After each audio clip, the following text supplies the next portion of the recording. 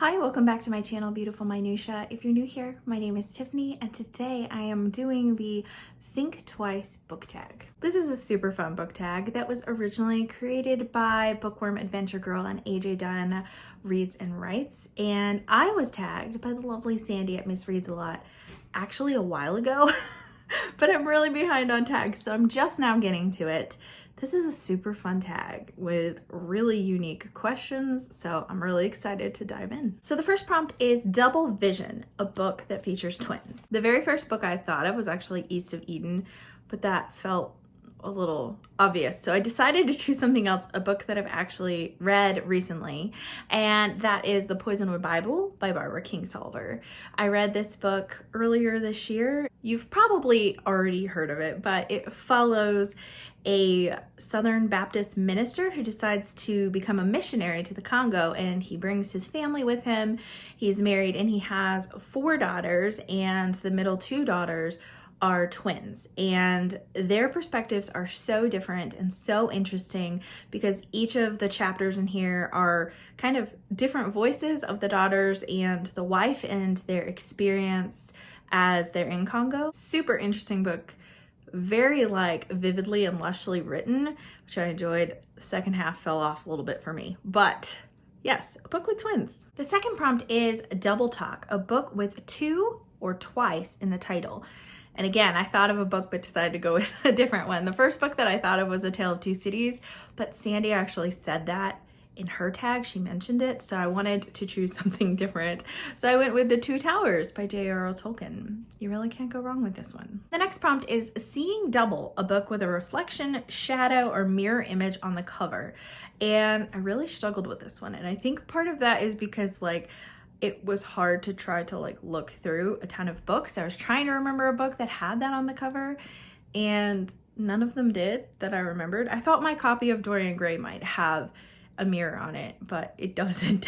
So I did find one though, and that's The Trumpet of the Swan by E.B. White. There is a reflection of the swan here, and this is a much underrated book by E.B. White. Most people think of Charlotte's Web or Stuart Little. The Trumpet of the Swan is amazing, and I don't know why more people don't talk about this book just as much as they talk about those ones. Oops, I actually skipped a prompt, and that was Take Two books that look similar by different authors. And so one of these books is a middle grade, and one of them I believe is adult. They are both historical fiction, and they're both set in Russia. And the first one is The Endless Step. I actually read this last fall. And then the other one is A City of Thieves. And so as you can see, they both have snow. They both have kind of cartoony silhouettes of characters. Both have a dark background. And it's kind of interesting because they are both set in Russia, although this one is more in Siberia. But still, I thought that was interesting that they looked so similar. Okay, now we're back on track. The next prompt is I Second That, which is a retelling. And I love fairy tale retellings. So I'm gonna continue with the wintry theme of the last question and say Spinning Silver by Naomi Novik. I absolutely love this book. This is a sort of Rumpelstiltskin retelling. There's a lot of differences between the two, and there's kind of also this weirdness of some things about it that feel like it takes place in the real world and some aspects that feel fantastical, yet I would not call it magical realism. So it bridges some weird gaps, but I had so much fun reading it. I know a lot of people have already started getting snow, and I feel like it's the perfect book to read on a snowy weekend because that's when I read it, and it just totally sets the mood. But it's a really fun retelling that spins and adds a lot to it. The next prompt is 2 can play at that game, a character who plays 2 roles or has an alter ego. And the first book that I thought of is The Scapegoat by Daphne du Maurier. So the premise of this book is that this man goes to a bar and he meets this other guy who looks just like him, and he ends up kind of getting drunk with this guy, and he wakes up the next morning, the guy's gone, and everyone thinks that he's that guy, and so he kind of decides to just go along with it and take on this guy's persona and family and all this stuff. And I thought it was a super fascinating book. I really enjoyed it. The ending is a bit iffy for me, but I still really love this book. It was actually probably one of my favorite Daphne du Maurier's. The next prompt is It Takes Two, a duology.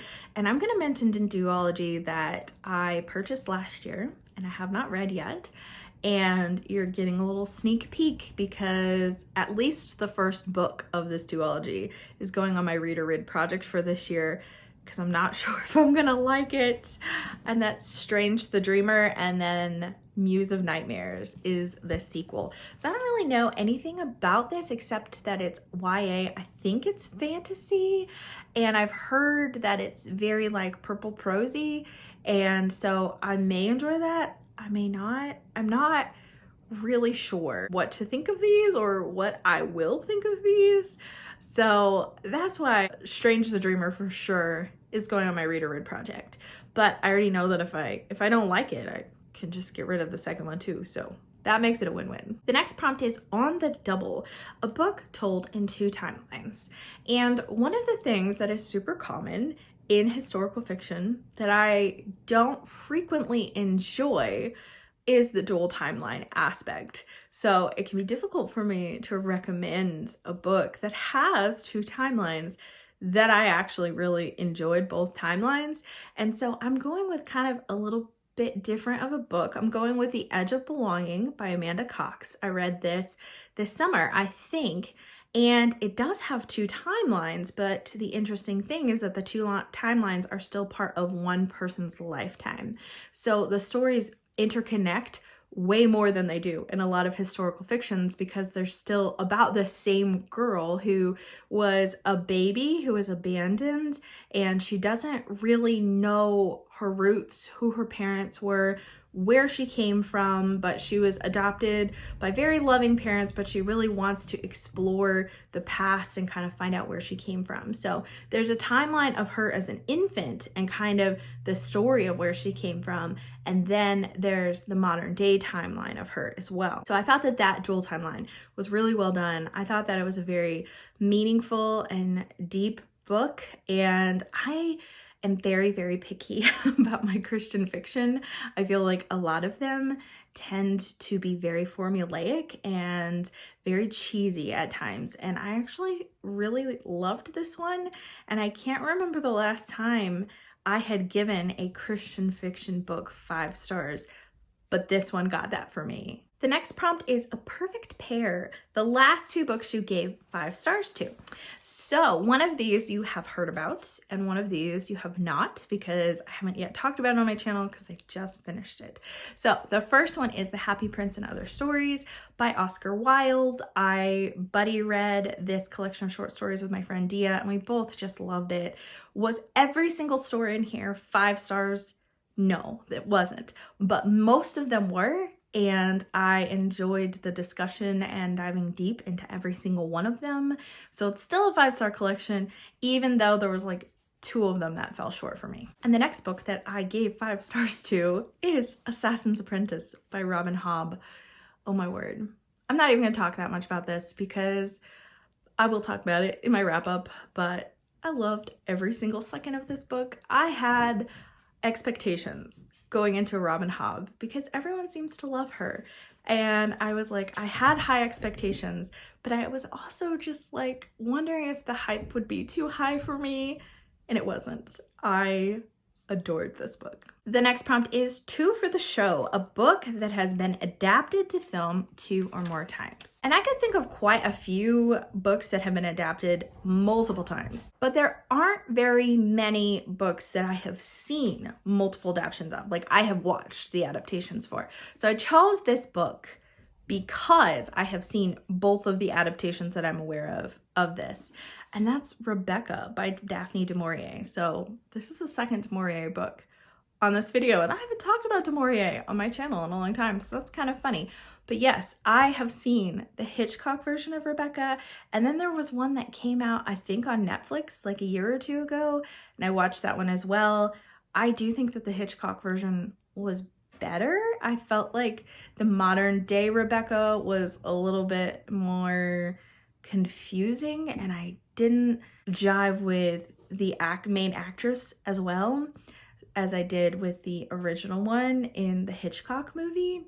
So I have seen 2 adaptations of this. I did overall like enjoy them both, but I thought the Hitchcock one was a lot better. The next prompt is Two's Company, a book with 2 authors or translated fiction book. And I went the easy way out and went with translated fiction because I have a lot of translated fiction on my shelves because I read a lot of translated classics, but I chose one that I haven't read yet because we're planning on reading it next month.